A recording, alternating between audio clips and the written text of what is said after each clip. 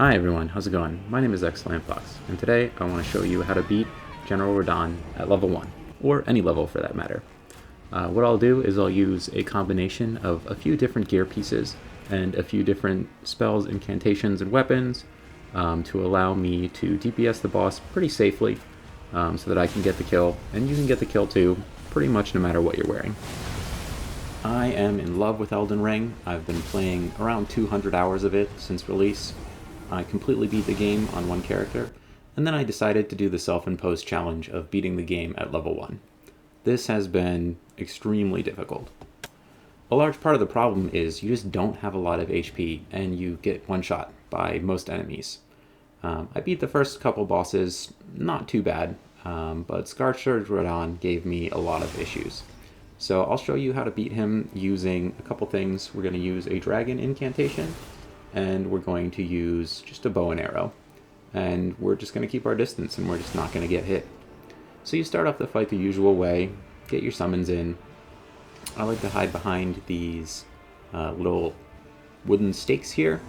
As long as you're hiding behind these stakes, the arrows usually get absorbed, and it gives the NPCs time to run up to Radahn. This way you don't have to get close to him at all, you don't have to take any chances. If you get hit by even one of these arrows at level 1, pretty much no matter what gear you're wearing, you're going to die. As a matter of fact, if you get hit by pretty much any attack, you're going to die. So we're going to do this in the safest way possible. Right here you're seeing the Rotten Breath incantation, along with the Dragon Communion Seal.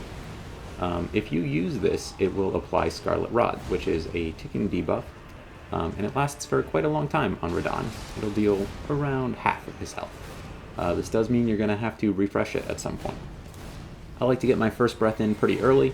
All the NPCs are still alive. He's usually pretty focused. You can get a pretty decent distance. After that, we're just going to start kiting. We're just going to run around in circles. We're going to summon every single summon that we can. And we're going to count on these NPCs being resummonable so that we don't take any damage. It's really important to stay in this top area right here of this hill. There is one attack that he uses that summons 6 or 7 homing beacons, and when those attacks happen, it's pretty hard to dodge. You can sprint past it if you time the sprint right, but if you don't time the sprint right, this will kill you too. I got him to about half, and I reapplied my stack of Scarlet Rot. See, this is the attack that I said would kill you. I didn't die to this, thankfully. I got lucky, I got horse dismounted or something, but usually that does kill you. They usually hit all at the same time. This is his Comet Storm attack. Just make sure it doesn't hit you. You can look up into the sky, kind of see which way he's coming from. Other than that, we're just refreshing our summons, we're reapplying the Scarlet Rot, and then once the Scarlet Rot is applied and our summons are all alive, you can just run around, just kite the boss. You can also break out the bow and arrow if you want to get some extra DPS in, but if you're feeling really, really scared and you don't want to do anything about it, just apply the Dragon Breath and just run away. You can see I got my last Dragon Breath application here, and he's going down pretty fast. You don't even need to be close to him. You can just keep your distance and should be fine. It's not necessary to use this method, and there are a few different things you can do. But I did try with the arrow build a couple times, and the arrow builds did not work out so great just because you need to be close to the boss. Just applying the Scarlet Rot Breath works a lot better in my opinion. You can get the Scarlet Rot Breath from the Cathedral of Dragon Communion. You can find this in Caelid in the southwest portion of the map.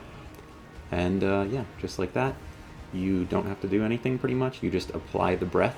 I also use the damage negation Flask of Wondrous Physics because this gives you about one hit that you can take. That gives you a little bit of a safety window to apply this Rot Breath. So usually what you do is you just pop your Flask of Wondrous Physics. I use this in the second half usually. In the first half, you can apply the Rot Breath pretty safely. In the second half, there's a little bit of more danger, so I use the flask in the second half. So right here you can see the Dragon Incantation Seal. You can use whatever seal you want. The incantation that we're going to be using is the Rot Breath incantation. It does cost 1 dragon soul, so as long as you beat 1 dragon, you'll be able to buy this incantation. And yeah, as you can see, I am level 1. I am wearing some gear from the second boss, and yeah, that's about it. It's a pretty easy fight. I'm just kidding. This fight was miserable. Took me around 2 hours, but hopefully you guys can learn from my mistakes and get an easy clear on this boss if you're having trouble.